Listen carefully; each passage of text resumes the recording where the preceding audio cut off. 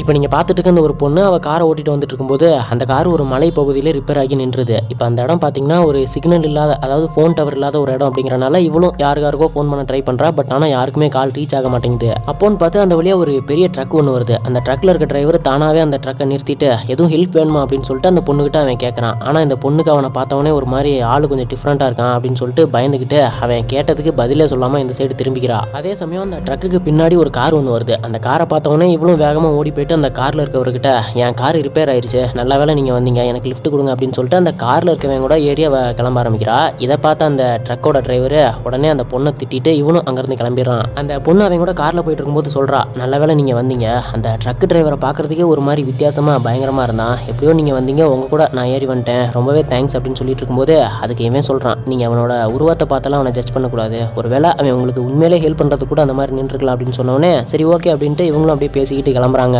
போயிட்டே இருக்கும்போது இப்போ லைட்டாக சாஞ்சு உட்காரலாம் அப்படின்ட்டு அந்த சீட்டை கொஞ்சமாக பின்னாடி சாய்க்கிறதுக்கு ஒரு லிவர் இருக்கும். அந்த லிவரை பிடிச்சி இழுக்கலாம் அப்படின்ட்டு கையை கீழே கொண்டு போகிறா. அப்போன்னு பார்த்து இவளோட கையில் என்னமோ பார்த்தீங்கன்னா தட்டுப்படுது. இவளும் பொறுமையாக அப்படியே கையை எடுத்து பார்க்குறா. பார்த்தா இவளோட கையெல்லாம் பிளட்டு. என்ன அப்படின்னு திரும்பி பார்த்தா இந்த காரு ஓட்டு வரான்ல இவன் ஏற்கனவே ஒரு பொண்ணை கொலை பண்ணி அந்த காருக்கு பின்னாடி போட்டு வச்சிருக்கான். இந்த பொண்ணு இதை பார்த்தவொடனே இவளுக்கு பயங்கர அல்லு. ஐயோ அவன் தான் கெட்டவன் அப்படின்னு பார்த்தா இவன் அவனுக்கும் மேலே பயங்கரமான கொலைகாரனா இருக்கானே அப்படின்ட்டு அந்த பொண்ணு பயந்துக்கிட்டே அவன் கூட வந்துட்டு இருக்கா. கடைசியில் நம்ம ஒரு கொலை பண்ணோம் அப்படிங்கிறது இந்த பொண்ணுக்கு தெரிஞ்சிருச்சு அப்படின்னு அந்த டிரைவருக்கு தெரிஞ்ச உடனே இந்த பொண்ணையும் தலையில் அடித்து அந்த பொண்ணு அங்கேயே க்ளோஸ் பண்ணிடுறான்.